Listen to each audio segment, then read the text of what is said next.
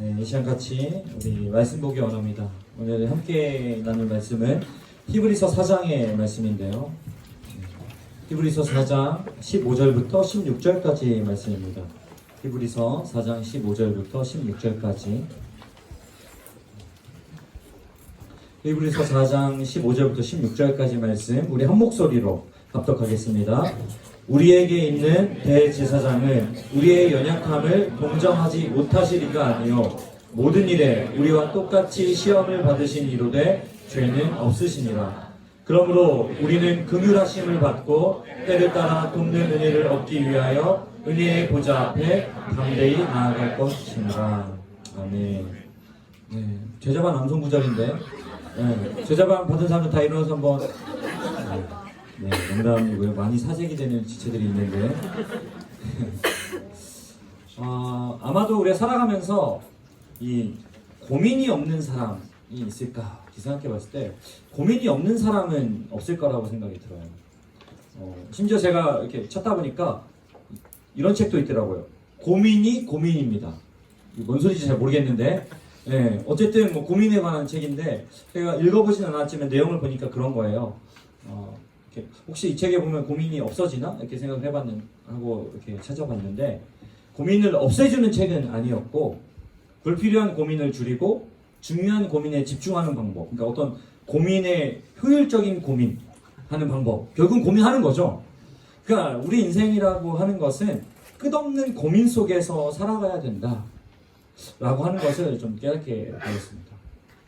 근데 그렇잖아요. 고민 좀 안 하고 살면 어떠나. 그래서 우리 교회 다니면서 그런 생각 많이 하잖아요. 좀 고민 좀 안 하게 좀 뭔가 문제에 부딪혔을 때 기도하면은 바로 응답되고 이렇게 램프의 요정처럼 하나님 좀 그래주시면 어떨까 이런 마음을 갖게 되기도 합니다. 하지만 그 고민이 없어지지 않고 고민이 없이 살 수가 없다는 것이 우리의 인생이라고 하는 거죠. 그렇다면 우리는 끝없는 고민 속에서 살아가야 되는데 과연 어떻게 살아야 할까요? 이 고민을 하는 끝없는 고민 속에 살아가는 우리 인생에 대해서 오늘 성경에 보니까 그 답으로 예수님을 소개하고 있습니다. 예수님에 대해서 어떻게 소개하고 있는가 보니까 우리의 연약함을 동정하지 못하시리가 아니다. 우리의 연약함을 동정하지 못하시리가 아니다. 이 이중 구정을 통해서 연약함을 동정하시는 분이다라는 사실을 강조하고 있다는 것이죠. 저는 개인적으로 이 성경 구절 볼 때마다 참 위로가 됩니다. 우리의 연약함을 동정해 주신다. 그런데 동정이라는 표현이 사실 자존감이 높은 저로서는 좀 불쾌하게 들렸어요. 왜 날 불쌍히 여기시지? 네, 내가 그렇게 불쌍한 인생은 아닌데. 그래서 요즘 우리가 많이 사용하는 단어를 좀 바꿔보니까 우리의 연약함을 공감하시는 분이다. 뭐라고요? 공감하시는. 맞습니다. 예수님 우리의 연약함을 공감하시는 분입니다. 사실 그렇잖아요. 누군가 공감해준다 라고 하는 것은 참 기분 좋은 일인 것 같아요. 저도 늘 집에 가면 저를 공감해주는 한 분이 계십니다. 예수님 말고 우리 아내요. 공감해줘서 얼마나 좋은지 몰라요. 근데 오늘 좀 진행이 좀 빠르죠. 네, 제가 설교 짧게 해야 되기 때문에 이전 성경에서는 이 동정, 이 공감이라는 단어를 뭐라고, 그러니까 지금 새로 번역된 성경, 개역 한글성에 보니까 체휼이라는 굉장히 어려운 단어로 번역했습니다. 체휼이라는 말 들어보셨어요? 이 단어 처음 들어보는 분도 있을 수 있거든요. 이 체휼이라는 단어가 어떻게 되어 있냐면 한자어잖아요. 몸체자에다가 불쌍할 휼이라고 한자예요. 몸체에 불쌍할 휼. 그러니까 몸체라는 한자는 몸을 의미하는 거고 또 불쌍할 휼이라는 한자는 이 두 한자가 합성된 건데 마음심과 피혈이라는 한자가 합성된 게 이 불쌍할 휼이라는 한자거든요. 가만히 제가 이 체휼이라는 단어를 이렇게 써놓고 이게 바라보니까 이런 게 보이더라고요. 몸과 마음 그리고 피. 그래서 결국은 우리의 전인격적인 어떤 존재를 의미하는 단어이겠지만 어떤 생각이 들었냐면 그게 체휼이라고 하는 의미하고 이렇게 공감이라는 의미하고 같이 생각해 보니까 이 체휼이라고 하는 단어는 그냥 저도 청년들 신방하면서 많이 공감하려고 애를 쓰거든요. 그렇구나 이렇게 많이 힘들었겠구나 잘 안 되는 경우가 많긴 하지만 네, 딱 청년들이 반응이 왜 목사님 공감 안 되시는 것 같은데요? 막 이런 느낌이 드는 게 많은데 이 체휼이라고 하는 단어는 몸과 마음으로 정말 피를 쏟듯이 공감하는 것. 그게 바로 체휼이라는 단어가 아닐까 이런 생각을 좀 하게 되었어요. 그런데 생각해보면 그렇잖아요. 다른 사람의 몸이 되어서 다른 사람의 마음이 되어서 그 사람이 정말 피를 쏟는 듯한 그 아픔, 육체적, 정신적 아픔에 있는 것을 내가 공감한다는 것은 사실상 절대 불가능한 일이잖아요. 그런데 그거를 예수님이 한다 했을 때 저는 더 사실 한편으로는 더 그게 체휼이라는 단어 쓰고 나니까 더 공감이 안 되는 거예요. 예수님은 하나님이고 죄도 없고 그런데 예수님이 대체 그 체휼 그런 깊은 공감이 어떻게 가능하시지? 라는 생각을 하게 되었던 거예요. 그런데 하나님이신 예수님이 우리에게 이 같은 깊은 공감, 즉 체휼을 하실 수 있는 것은 가만히 들여다보니까 바로 여기에 있습니다. 뭐죠? 예수님께서 직접 인간의 몸을 입고 이 땅에 오셔서 인간으로서 감당할 모든 것들을 감당하셨기 때문에 그렇습니다. 그래서 15절에서 이렇게 표현하고 있는 거예요.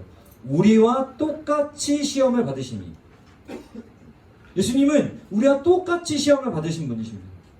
그게 단지 사탄의 시험을 받았다라는 측면에서 그렇게 우리가 이해해 볼 수도 있지만 단지 사탄의 시험을 받았다라는 측면에서 우리가 똑같이 시험을 받으신 이가 아니라 거기에 더해서 실제로 예수님은 배고프셨고 피곤하셨고 졸려하셨고 이런 인간의 기본적인 욕구들과 함께 슬픔, 아픔을 주는 상황에 실제로 직면하셔서 슬퍼하시고 아파하셨다는 거예요. 그게 예수님께서 인간의 몸을 입으셨다고 하는 의미입니다. 단지 모든 것을 아는 전지적인 하나님이시기 때문에 그런 존재이기 때문에 우리를 그냥 머리로 공감하는 그래 이해해 이런 정도가 아니라 인간이 되셔서 실제로 몸과 마음으로 체휼하셨기 때문에 진정한 공감, 깊은 공감을 할 수 있다는 거예요. 생각해보면 그렇잖아요. 배 타고 제자들 난리가 났을 때 예수님 뭐하고 계셨죠? 주무셨잖아요. 그런 생각이 듭니다. 물론 마음이 편해서 주무셨을 수도 있지만 이분이 얼마나 피곤하셨으면은 그 파도 속에 주무시고 계셨나. 또 예수님 배고파 하셨잖아요. 목말라 하셨잖아요. 우리 그런 거 봤을 때 예수님은 정말로 인간으로서 감당해야 할 정말 몸과 마음의 깊은 공감을 할 수 있는 분이시구나 이런 생각을 하게 되었습니다. 좋아요. 예수님이 공감하는 것까지는 좋다고 합시다. 그런데 그렇다면은 그러니까 공감이라는 게 일방적이면 안 되잖아요. 예수님이 우리의 상태를 아는 것까지는 좋아요. 그렇지 않습니까? 그런데 우리가 예수님의 공감이 나한테 공감이 되어야 그게 진짜 공감이잖아요. 제가 아내에게 내가 어떤 힘든 이야기, 힘든 일은 아니지만 그냥 이렇게 넋두리를 이렇게 했습니다. 넋두리를 했을 때 아내가 제 아내가 공감이 잘 되는 사람이에요. 무슨 말만 해도 이렇게 되는 사람인데 아내가 공감을 했습니다. 그랬구나 이렇게 공감을 했어요. 자기 마음 깊이 느꼈어요. 그래서 저한테 이렇게 공감된다고 그랬구나 이렇게 해줬거든요. 근데 제가 그 공감을 받고 공감이 될 때도 있는가 하면은 정말 공감된 거야? 이럴 때도 있거든요. 그러니까 이 사람이 공감을 못해서 그런 게 아니라 공감했지만 그게 상대방에게까지 그 마음이 전달되어서 통감되어야 그게 진정한 공감이라는 거죠. 자, 예수님이 공감하는 것까지는 좋아요. 근데 우리가 그 공감을 좀 누릴 수 있어야 되지 않습니까? 어떻게 우리가 예수님의 공감을 경험하고 그걸 통감할 수 있을까요? 성경에 보니까요. 그걸 어떻게 하면 경험할 수 있다고 얘기하냐면은 예수님과 하나가 됨으로 그것을 경험할 수 있다. 굉장히 어려운 이야기를 하는데요. 그래서 바울이 뭐라고 설명하냐? 로마서 6장 3절과 4절을 보니까 예수의 죽으심과 합하여 세례를 받았다라고 얘기합니다. 예수의 죽으심과 합하여 세례를 받았다. 또 고린도전서 12장 13절에 보니까 세례를 받아 예수님과 한 몸이 되었다라고 표현한다는 거죠. 자, 그러니까 예수님과 합해지고 예수님과 한 몸이 될 수 있다는 거예요. 그렇게 함으로써 온전한 공감을 경험할 수 있다라고 하는 건데요. 그 방법으로 제시하는 게 뭐냐면 세례예요. 그래서 오늘 우리가 세례식을 하잖아요. 앞에 지금 두렵고 떨리는 표정으로 앉아 계시는데, 세례는 예수님과 하나가 된다라고 하는 것을 의미합니다. 그렇다면 세례식을 통해서 하나가 되는 걸까요? 물론 그건 아니에요. 여러분 세례 받아봤잖아요. 이렇게 제가 이렇게 물 이렇게 해가지고 딱 끼워주면은 갑자기 짜릿하게 전기 충격이 오면서 이렇게 되는 사람도 있었어요. 저한테 제가 그런 일이 벌어지지 않을 겁니다 이렇게 얘기했는데, 끝나고 와서 목사님이 손을 얹는 순간 정말 뭔가 찌릿했어요. 그래서 그래 다행이다 이렇게 했는데 정말로 세례식을 통해서 그것을 경험할 수도 있습니다. 그러나 세례식은 예수님과 우리가 하나가 되었다는 것을 확인하는 하나의 의식이에요. 이미 우리는 하나가 되었는데 그것을 확인하는 의식이에요. 또 더불어서 이 수많은 증인들 앞에서 예수님과 하나 된 사람으로 살겠다라고 하는 다짐의 선언입니다. 그게 이제 세례인데요. 여기 아까 제가 말씀드렸던 로마서 6장과 고린도서 12장에 아주 중요한 표현이 나오는데, 그게 뭐냐면은 합해졌다, 예수님과 합하여졌다, 예수님과 한 몸이 되었다라는 표현인데, 여기에 대해서 영어 성경에 똑같은 단어를 사용합니다. 영어는 잘 못하지만 합하다라고 할 때에는 into Jesus Christ라고 번역 그때 있고, 또 한 몸이 되었다도 into one body라고 돼 있어요. 뭐 몰라도 우리가 모두가 알 수 있는 단어 하나 있죠? into. 안으로 들어간다는 겁니다. 세례를 통해서 예수님 안으로 들어가게 된다는 거예요. 이게 어떻게 가능하죠? 우리가 예수님 안에 도대체 어떻게 들어가는 거예요? 이게 가능한 것은 예수님께서 세상 안으로 들어오셨기 때문에, 예수님께서 세상 안으로 들어오셔서 우리와 같은 존재가 되셨기 때문에 우리 역시 예수님 안으로 들어갈 수 있게 되는 거예요. 이건 어떤 심리적 경험을 얘기하는 게 아니에요. 예수님이 우리와 동일한 고통, 아픔, 기쁨, 소망을 경험하셨기에 우리가 그 예수님이 누리셨던 그 동일한 것들을 함께 경험하고 누리며 갈 수 있는데, 이것을 어떻게 우리가 그러면 적극적으로 공감이 되어지냐? 오늘 말씀해 보니까 16절에서 은혜의 보좌 앞에 담대히 나아갈 것이며 이렇게 되어 있어요. 쉽게 말해서 뭐냐면 기도입니다. 기도. 은혜의 보좌 앞에 나아간다는 것은 기도를 통해서 예수님과 하나가 되고 예수님께로 인투할 수 있게 되어지는 거예요. 뭘 통해서요? 기도를 통해서. 그렇기 때문에 우리는 기도를 통해서 예수님과 깊은 교제를 누릴 수 있게 되는 거죠. 우리는 보통 기도하면은 둘 중에 하나가 됩니다. 하나는 막 이거 해달라고 막 그 소원 성취를 위한 간구를 막 하려는 거죠. 하나님, 이번에 취업돼야 되는데요. 하나님, 제가 힘든데요. 하나님, 이거 해줘야 되는데요. 차가 바뀌어야 되는데요. 집이 이런 거 있잖아요. 이렇게 하거나, 반대로 어떤 경우 이런 경우가 있어요. 맨날 하나님 앞에만 가면 부끄러워 죽겠어. 하나님, 제가 다 아시는데 제가 또 이렇게 살았고 욕심 부렸고 이기적이었고 막 거짓말했고 맨날 죄 지어가지고, 분명히 기도를 통해서 하나님 앞에서 죄는 고하지만 하나님이 너무 편하지 않아요. 미치겠어. 하나님 앞에 서면은 하나님이 금방이라도 그 칼을 들고 휘두를 것 같아요. 왜? 죄인이니까. 하나님 죄 싫어한다 그랬는데 나는 가망 없어. 끝났어. 이런 죄책감에 휩싸이게 되거나 이런 경우들을 많이 보게 됩니다. 하지만 기도는 그게 아니에요. 기도는 하나님과의 관계. 그래서 예수님 안으로 들어가는 경험입니다. 깊은 교제를 누리는 자리예요. 그래서 뭐 할 수 있냐면요, 예수님께 질문할 수 있어요. 또 예수님의 마음을 느낄 수 있어요. 예수님 주시는 심지어는 음성이 직접적으로 들릴 수도 있습니다. 또 예수님이 주신 마음을 우리가 배울 수도 있고. 그래서 예수님이라면은 어떻게 하셨을지, 예수님이라면 어떤 마음이셨을지 질문하고 그 답들을 찾을 수 있는 자리. 그래서 예수님의 본을 따라 살 수 있게 되어지는 출발점이 바로 어디냐면 기도입니다.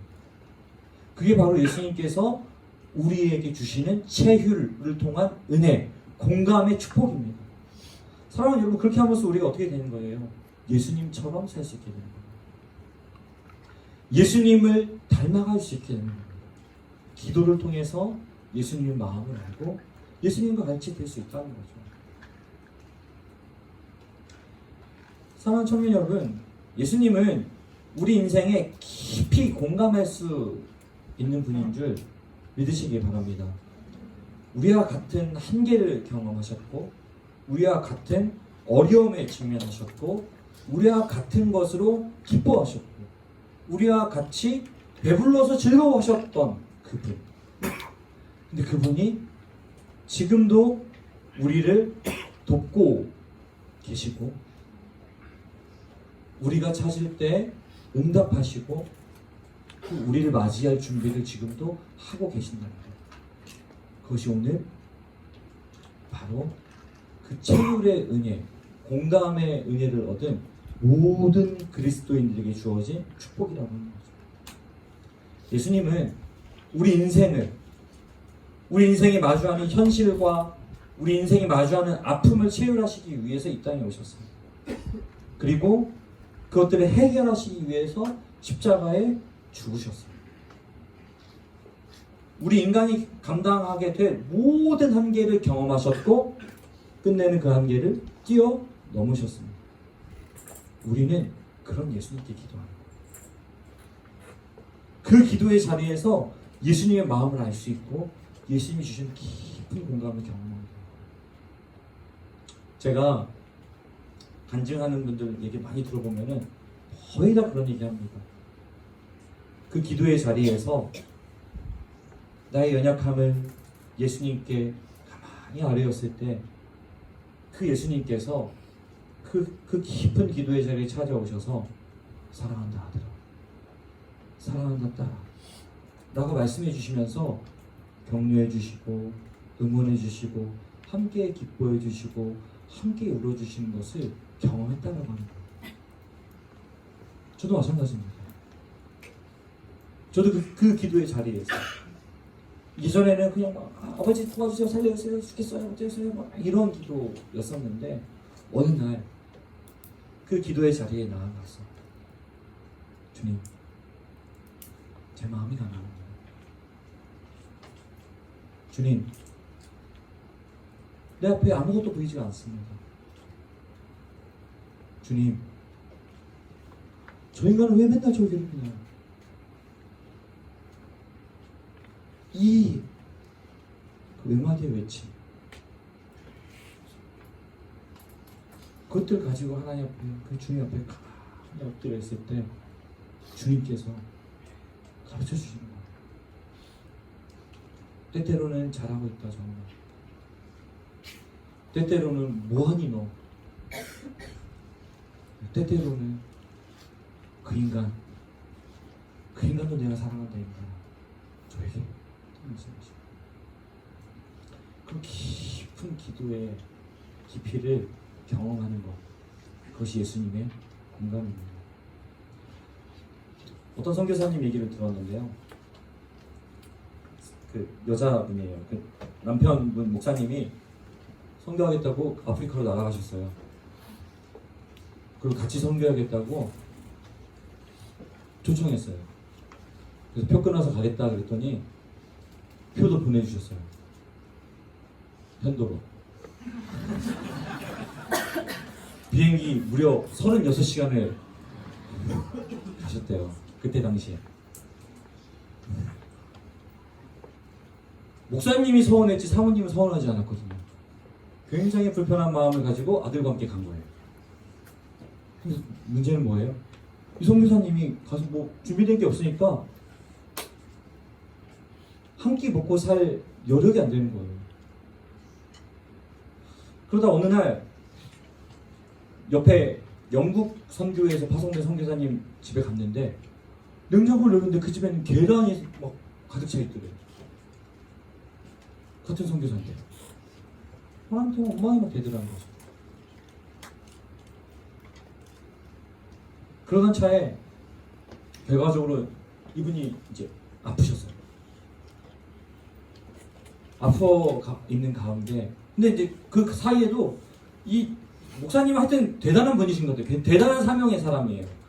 그 아프리카 그 사람들 그 매일 그렇게 집으로 초청해가지고 집에 믿지도 않은 막 빵 막 꺼내 막 주고 그냥 이 아프리카 사람들이 집에 오면 집 돌아가질 않는다는 거예요.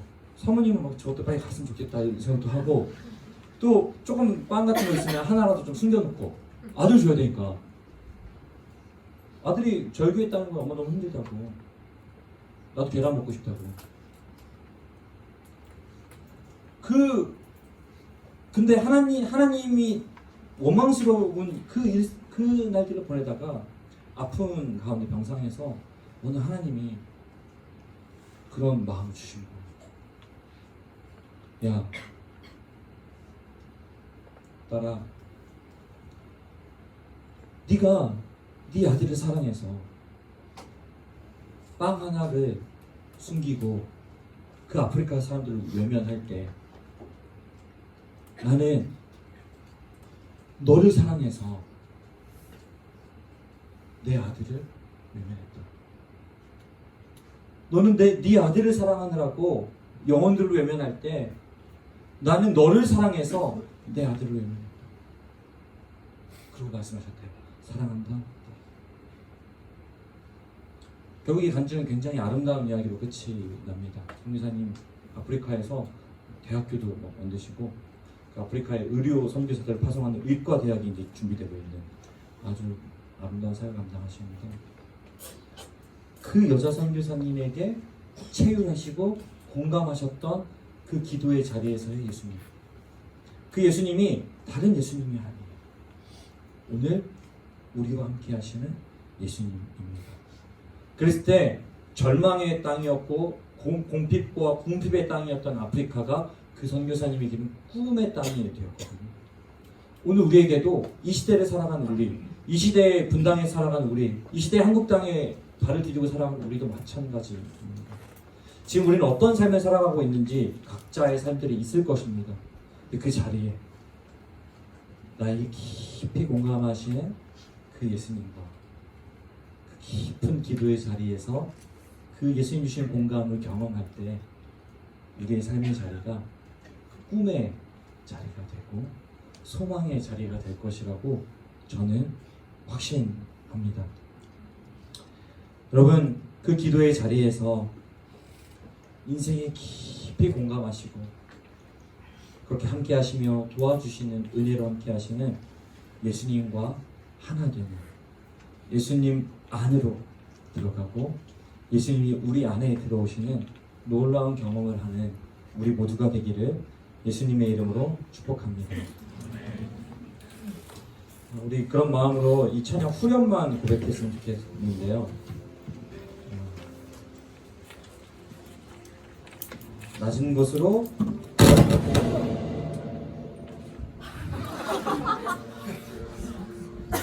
오늘 소리를 안 질렀더니 적응을 못하네요, 기기가. 낮은 곳으로 우리를 초대하네. 함께 하자고 말씀하시네. 우리도 예수 그 길을 따라 함께 가길 원하네. 주님이 우리와 함께 하시네. 십자가 피 흘린 예수의 손으로 모든 아픔을 위로하시네. 불 끄지 말아주는 위로하시네. 우리에게 보여주셨네. 우리 함께 찬양합시다. 낮은 곳으로 낮은 곳으로 우리를 초대하네. 함께 하자고 말씀하시네. 우리도 예수 그 길을 따라 함께 가길 원하네. 함께 가길 원하네. 한번더 낮은 곳으로 우리를 초대하네. 함께 하자고 말씀하시네. 함께 하자고 말씀하시네. 우리도 예수 그 길을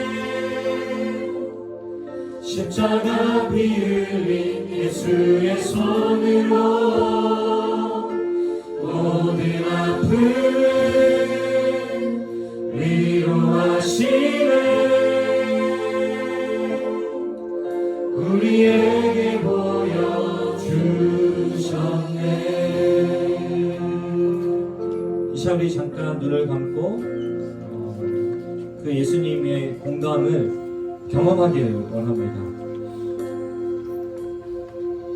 여러분, 기도라고 하는 것, 그래서 예수님의 공감을 함께 누린다는 것이 특별한 것이 아니에요. 성경은 분명히 우리에게 얘기합니다. 예수님이 지금 우리와 함께 하신다고. 그 어떤 모습을 어떤 지점에 어떻게 함께 하시는지 모르겠지만 저는 개인적으로 제 가슴 속에